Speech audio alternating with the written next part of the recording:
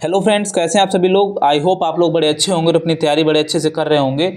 आज के वीडियो में हम टॉप 8 सवाल की बात करेंगे। एक सवाल 5 नंबर का, अर्थात 5 इंटू 8 दैट इज 40 नंबर आपके पक्के हो जाएंगे। आप वीडियो के एंड तक बने रहिए। आज हम लोग इस वीडियो में मोस्ट रिपीटेड जो बार बार क्वेश्चन पूछे जाते हैं, जो काफ़ी इंपॉर्टेंट क्वेश्चन है, और आप लोग जानते हैं कि आपका मैथ का पेपर 3 मार्च को है, तो निश्चित रूप से आपको सवाल यहाँ से देखने को मिलेगा। इसलिए आप वीडियो के एंड तक बने रहिए। मैं हूं मुकेश यादव और आप आ चुके हैं मैथ सुपरविजन पे। तो शुरुआत करते हैं पहले सवाल से, जो कि है समाकलन का। समाकलन के अनुप्रयोग से है। कह रहा है कि दिखाइए परवलय y square equals to 4x का इसकी नाभिलंब जीवा से घिरा हुआ क्षेत्रफल इतना है। ठीक है, तो ऐसे सवालों को करने के लिए सबसे पहले हमको इसका फिगर बनाना पड़ता है। तो सबसे पहले हम हल डाल देंगे और क्या लिखेंगे, दिया गया परवलय। तो परवलय हमारा क्या है, y square equals to 4ax है। अब बच्चों आपको याद होगा, बहुत अच्छे से याद होगा, जिधर पावर सिंगल होती है परवलय का मुंह उधर ही तरफ खुलता है। ठीक है, मतलब कैसे बनाना है, सबसे पहले तो ये y एक्सिस बना लेना है, फिर x एक्सिस बना लेना है, और फिर इस पे बना लेना है आपको ये परवलय। तो ये हमारा पैराबोला हो गया। कौन सा, y square equals to 4ax। देखो x की पावर सिंगल किधर है, इधर है, और वो भी है प्लस के साथ। तो x अक्ष की ये क्या होता है, x अक्ष होता है, x एक्सिस। और ये क्या होता है हमारा, तो ये होता है y एक्सिस। ठीक है, y अक्ष लिख देते हैं या एक्सिस लिख दो। ठीक है, तो ये हमारा क्या हो गया, x अक्ष हो गया, ये हमारा हो गया y अक्ष। अब परवलय का इधर प्लस का चिन्ह है, तो जिधर पावर सिंगल होती है उधर की तरफ मुंह खोल देते हैं। तो x अक्ष पे देखो, x की पावर 1 है, तो x अक्ष की तरफ मुंह खोल दिया इसका। यही क्या हो गया, y square equals to 4ax हो गया। अब ये परवलय है, स्टैंडर्ड परवलय है, तो हम जानते हैं इसका शीर्ष जो होता है वो 0,0 होता है, और इसकी नाभि कितनी होती है, a,0। क्लास 11th में खूब अच्छे से पढ़ रखा है हमने। इसकी नाभि कितनी होती है, तो a,0। अब सवाल को पढ़ो। कह रहा परवलय, तो ए परवलय हो गया, और इसकी नाभिलंब जीवा, तो जो इसके नाभि से जीवा जाती है उसी को बोलते हैं नाभिलंब जीवा से घिरे का क्षेत्रफल। मतलब ए वाला जो क्षेत्रफल है, ए हमको दिखाना है कितना, 8a² होगा। तो देखो हम यहाँ पे लिमिट कहाँ पे लेंगे, लिमिट एक तो 0 से लेकर a तक लेंगे, x अक्ष पे लेंगे। देखो इंटीग्रेशन करेंगे हम 0 से लेकर a तक, x अक्ष पे लिमिट लेंगे, तो y की वैल्यू ज़रूरत पड़ेगी। तो सबसे पहले हम y की वैल्यू यहाँ से निकाल लेंगे, √4ax। इसका कुछ नामकरण कर देते हैं, o a, और इसको b कह देते हैं, और एक पॉइंट यहाँ पे ले लेते हैं c। ठीक है, ऐसे ले लिया। हम लिखेंगे क्या, कह रहा है परवलय और इसकी नाभिलंब जीवा से घिरा क्षेत्रफल। तो लिखेंगे परवलय व इसकी नाभिलंब जीवा से घिरा क्षेत्र,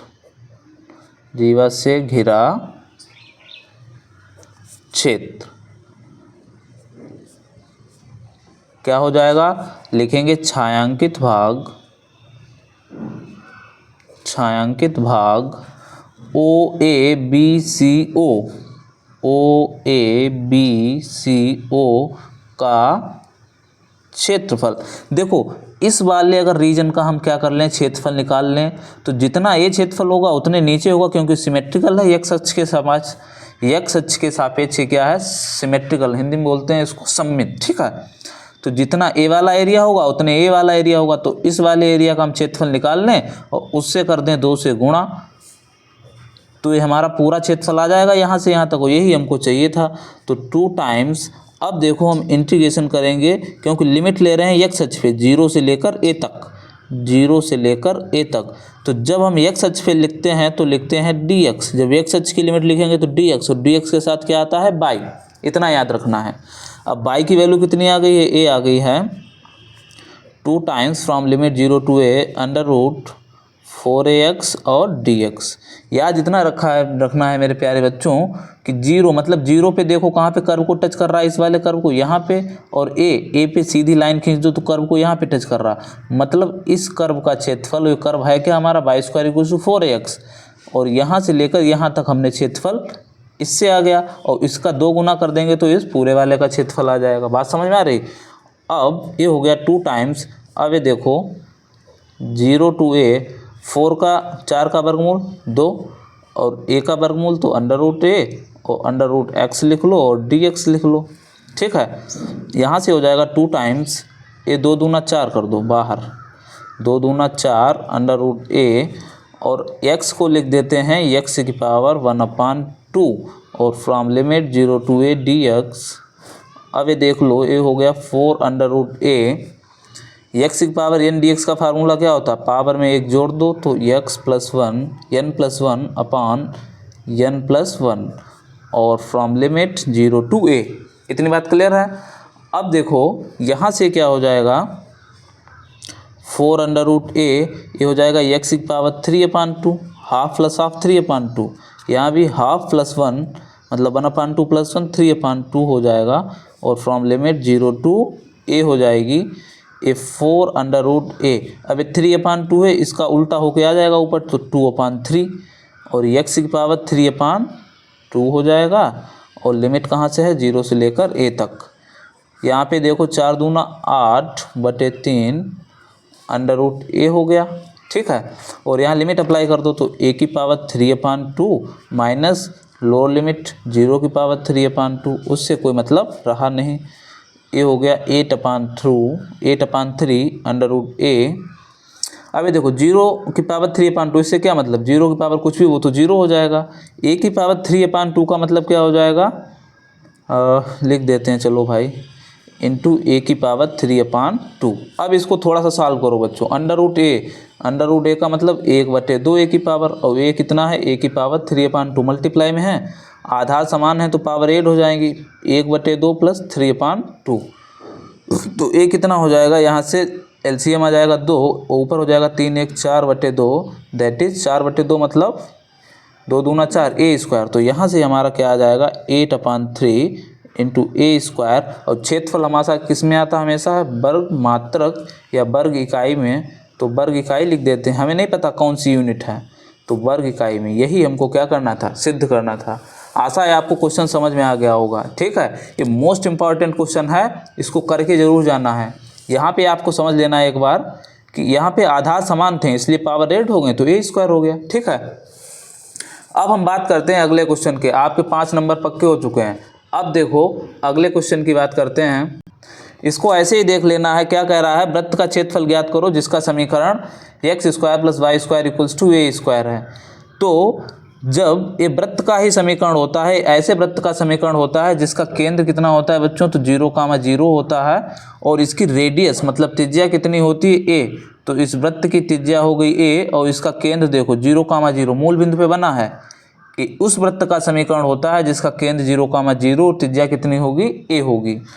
अब हमको इसका क्या निकालना है, क्षेत्रफल निकालना है। तो लिमिट हम 0 से लेकर a तक ले लें केवल इस वाले रीजन के लिए, इस वाले रीजन के लिए अगर हम 0 से लेकर a तक ले लें लिमिट, ठीक है, और जितना a क्षेत्रफल है उतने a है उतने a है उतने a है, तो उसका 4 गुना कर देंगे तो वृत्त का क्षेत्रफल आ जाएगा। तो चूंकि हम लिमिट x अक्ष पे लेंगे तो हम y की वैल्यू यहाँ से निकाल लेते हैं। तो x² + y² जो वृत्त का समीकरण था, यहाँ से y की वैल्यू निकाल ली। अब वृत्त का क्षेत्रफल क्या हो जाएगा, तो हमने लिखा है 4 टाइम्स। 4 टाइम्स क्यों, क्योंकि जितना है उतना a, इतना है इतना है। छायांकित भाग ओ ए बी और एक और लिख दो ओ ए बी ओ, ठीक है। तो ओ ए बी ओ का क्षेत्रफल जितना इसका क्षेत्रफल होगा उसका 4 गुना कर दो तो वृत्त का क्षेत्रफल आ जाएगा। अब इस वाले का क्षेत्रफल, इसका क्षेत्रफल कैसे निकालेंगे, यहाँ लिमिट लेंगे 0 से लेकर a तक, इस वाले केवल इस वाले कर्व का, तो 0 से लेकर a तक बाई dx, क्योंकि लिमिट ले रहे हैं हम x अक्ष पे तो x लिख दिया dx लिख दिया और dx के साथ हमेशा आता है बाई, और y की वैल्यू कितनी है √a² - x²। तो √a² - x² इसकी वैल्यू डाल दी। अब √a² - x² का फार्मूला कितना होता है x/2 √a² - x², इसका integration plus a² sine inverse x/a, ये √a² - x² का इंटीग्रेशन होता है, इसको याद रखना है। और लिमिट है 0 से लेकर a। अब लिमिट अप्लाई कर दी तो अपर लिमिट x की जगह a/2 a² और x की जगह a² साइन इनवर्स x की जगह a minus lower limit x की जगह 0, तो 0/2 A square minus X square plus A square upon 2 sine inverse X की जगह 0। हो सकता है आप लोगों को लगा कि थोड़ा जो है तेज़ बोल रहे हैं, दरअसल आप लोगों का एग्ज़ाम है, हम सोचते हैं कि ज़्यादा से ज़्यादा कंटेंट डिलीवर कर दें, तो हो सकता है थोड़ी सी स्पीड आपको लगे, एडजस्ट करिए, कोई बात नहीं। अब यहाँ पे देखो बच्चों, ए अंडर रूट में ए स्क्वायर है माइनस ए स्क्वायर, ए में से ए तो घट जाएगा, 0 बचेगा, तो something A upon 2 into 0 that is 0 हो जाएगा। ए स्क्वायर अपान 2 और ए से ए कैंसिल, 1 बचेगा, तो साइन इनवर्स 1, यहाँ 0 के साथ इसकी गुणा होगी तो ये भी 0, और यहाँ साइन इनवर्स में अंदर क्या है 0 अपान है 0, तो साइन 0 की वैल्यू 0 होती है, तो यहाँ 0 आएगा ओवरऑल, तो ए स्क्वायर अपान 2 की 0 से मल्टीप्लाई होगी तो 0, तो ये पूरा हो गया, यहाँ से लेकर यहाँ तक 0, बचा क्या हमारा केवल ए स्क्वायर अपान 2 साइन इनवर्स 1, तो 4a स्क्वायर। अब ये देखो ये तो बाहर चल रहा था 4a स्क्वायर और अपान 2a ले लिया, और साइन इनवर्स 1 किसकी वैल्यू होती है, तो साइन पाई अपान 2 की।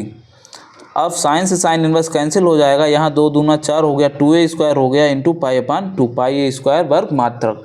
आप लोगों के लिए पहले से क्वेश्चन इसलिए सॉल्व कर लिए हैं कि कम समय में ज़्यादा से ज़्यादा कंटेंट डिलीवर कर पाएँ, ठीक है।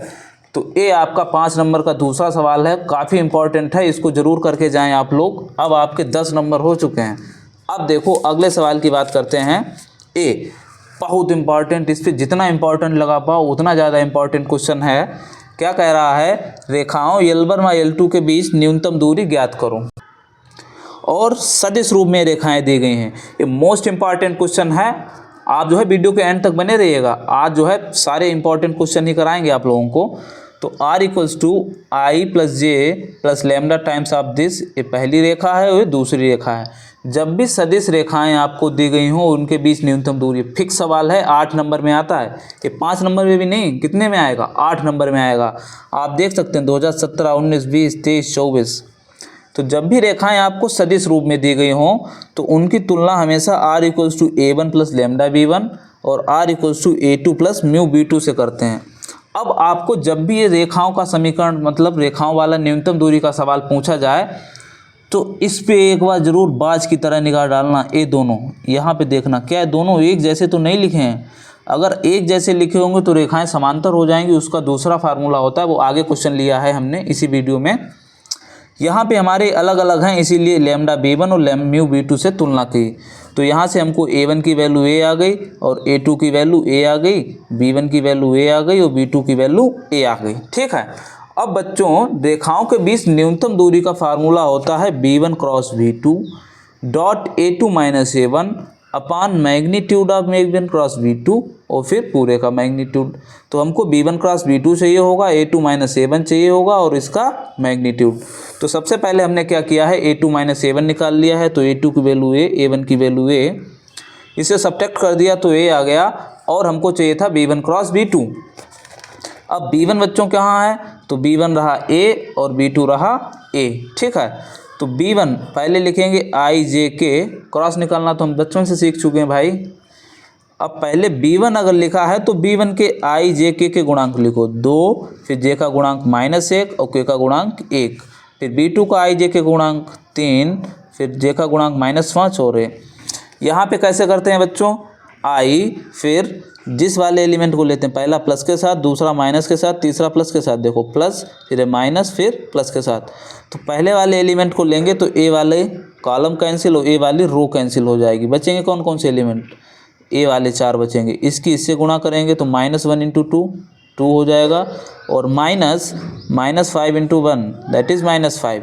अब बीच वाला माइनस के साथ आ जाएगा, ए वाला कॉलम कैंसिल, ए वाला row cancel, this into this 4, -3 into 1 -3, plus का k टाइम्स ए वाला हो जाएगा, ए कॉलम कैंसिल, ए वाली रो कैंसिल हो जाएगी, फिर 2 इंटू -5 माइनस का 10, -3 इंटू -1 -3।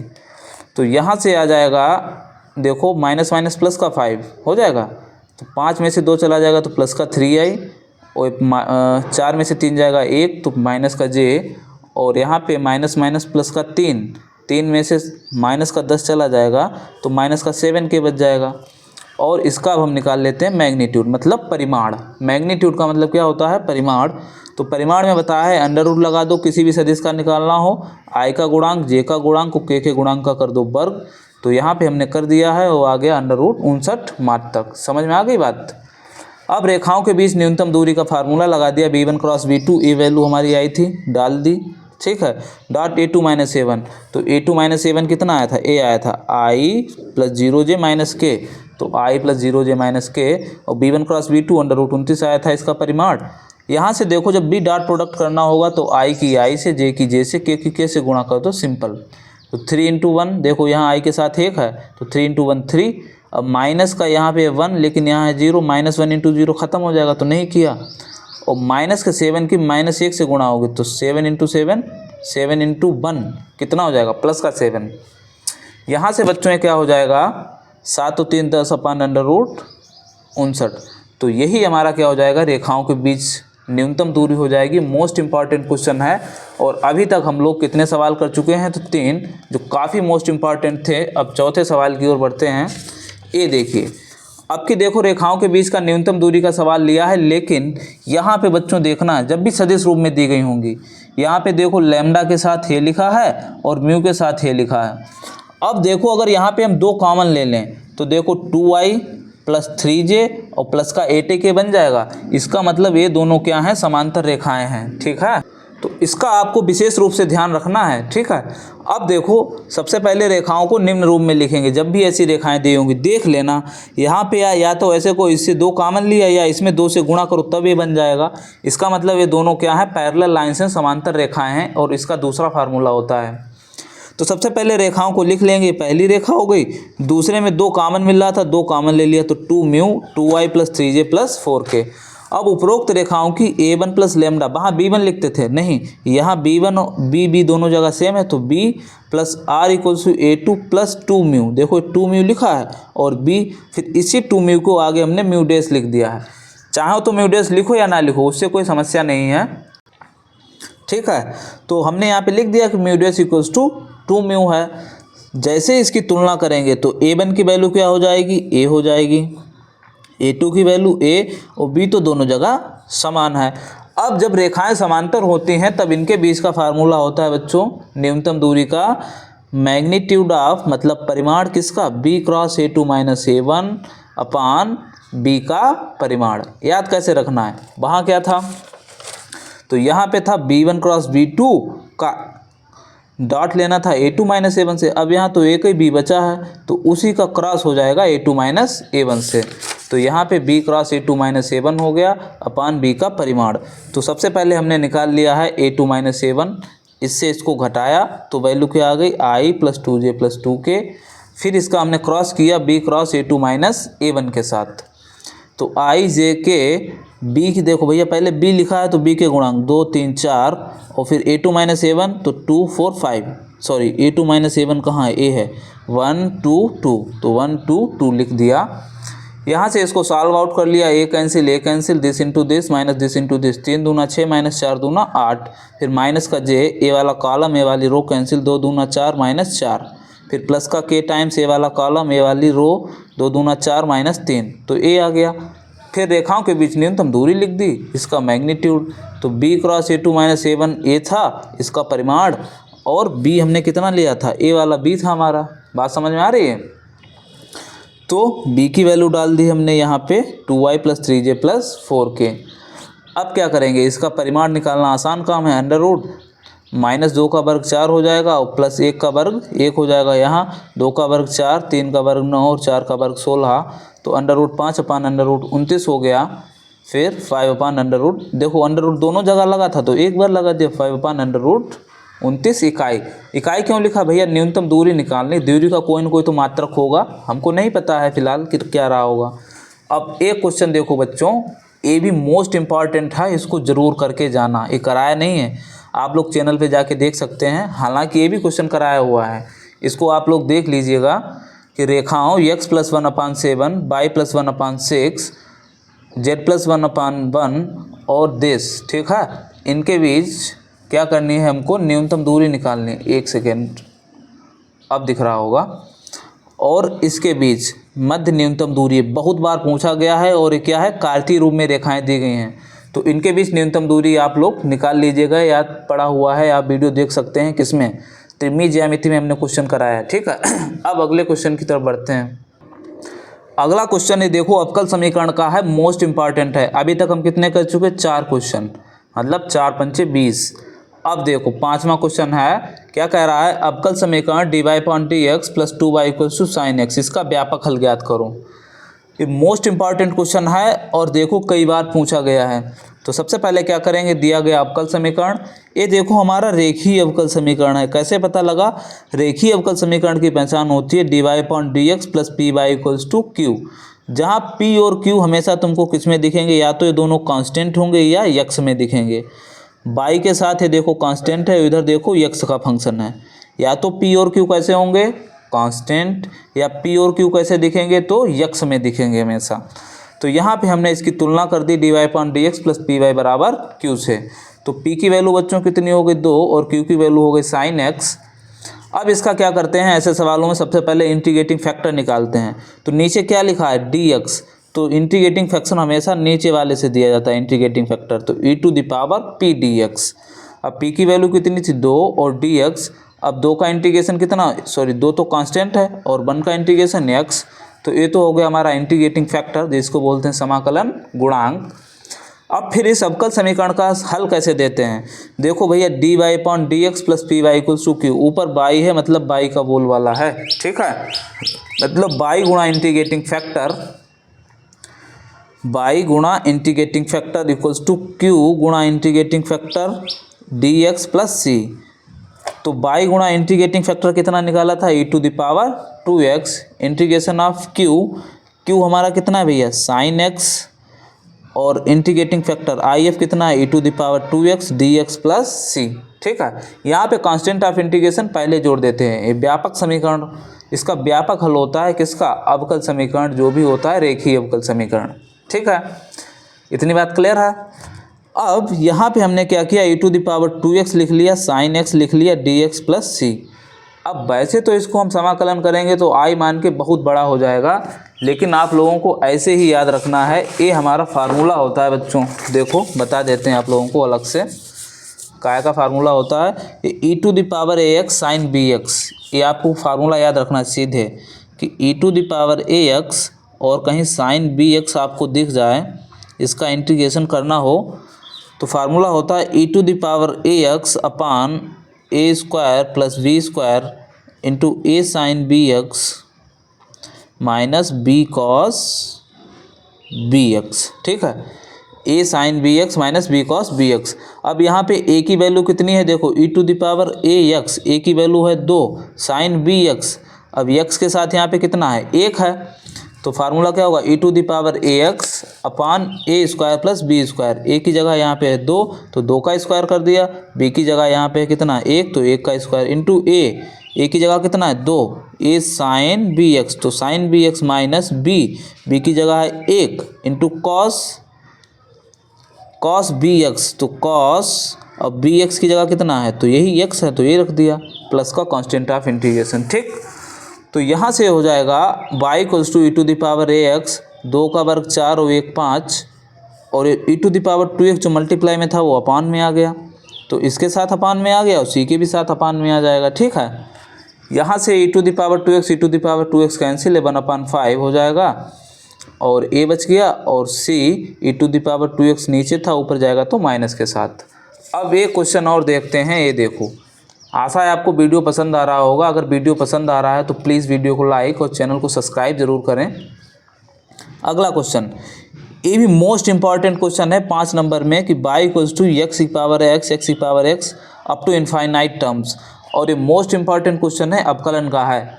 तो देखो इसको कैसे करेंगे। अब ये सबसे पहले लिखेंगे कि दिया गया समीकरण ए दिया था। अब हम थोड़ी देर के लिए इस x को छिपा लें, तो देखो फिर से x⁻x मतलब अप टू इनफाइनाइट, इसको छिपा लें तब भी तो हमारा सवाल ही दिख रहा है। मतलब ये हमारा क्या है? y है, तो y = x, और फिर से क्या बन गया? y बन गया। अब यहाँ पे हमारा फंक्शन की पावर फंक्शन हो गया, मतलब x, और उस पर भी एक y है। ये दोनों क्या है हमारे? इनका अवकलन हम जानते हैं। तो ऐसे सवालों को जब हम करेंगे तो log लेकर करते हैं। तो क्या करेंगे बच्चों, यहाँ से दोनों तरफ हम ले लेंगे log। तो हमने यहाँ पे ले लिया है दोनों तरफ log, तो इधर हो गया log y log x की पावर y। log में जब m की पावर n होता है तो पावर आगे आ जाती है और ये हो जाएगा log x। हम फर्स्ट सेकंड से कर देंगे तो log y का 1/y, y का dy अपॉन dx, इधर y इंटू लॉग एक्स, तो log x का 1/x हो जाएगा, मतलब प्रथम फलन, दूसरे का अवकलन प्लस दूसरा फलन log x, पहले का अवकलन y का dy अपॉन dx हो जाएगा। अब ये 1/y, ये log x dy upon dx इधर चला गया और y into 1 y upon x इधर रहा। क्यों बच्चों? क्योंकि हमको dy अपॉन dx की वैल्यू चाहिए है। अब dy अपॉन dx हमने कॉमन ले लिया तो 1/y माइनस log x और इधर हो गया y अपॉन x। अब यहाँ से एलसीएम ले लेंगे तो 1 minus y into log x upon y हो जाएगा, इधर d y upon d x equals to y upon x, और हमको d y upon d x चाहिए था तो वाई इधर मल्टीप्लाई में जाएगा तो वाई स्क्वायर, और ये गुणा में है तो इधर अपॉन में आ जाएगा तो 1 माइनस वाई एक्स और इंटू एक्स पहले था तो 1 minus y log x into x, और ये हो गया सिद्ध। बोलिए राधे राधे, काम हो चुका है आपका। और अभी तक हम कितने सवाल कर चुके हैं? तो कर चुके हैं पूरे 6 सवाल। एक काफ़ी इंपॉर्टेंट क्वेश्चन थे जो हम लोगों ने किए हैं। अब 2 क्वेश्चन आपको इस सीरीज में ज़रूर देख लेना है भाई, सारे नहीं कराए हैं। एक तो एक कास वाला मोस्ट इंपॉर्टेंट है और एक है साइन वाला, ये दोनों क्वेश्चन आपको ज़रूर देख लेने हैं। ये भी इंपॉर्टेंट क्वेश्चन है, इनको ज़रूर देख के जाना, ठीक है। अभी वैसे 2 क्वेश्चन तो और कराने थे, एक है शंकु वाला और एक है जो है बच्चों कौन सा, ए वाला कराना था, संख्याओं वाला, ठीक है। खैर इसको नेक्स्ट वीडियो में डिस्कस कर लेंगे क्योंकि वीडियो बहुत लंबा हो जाएगा।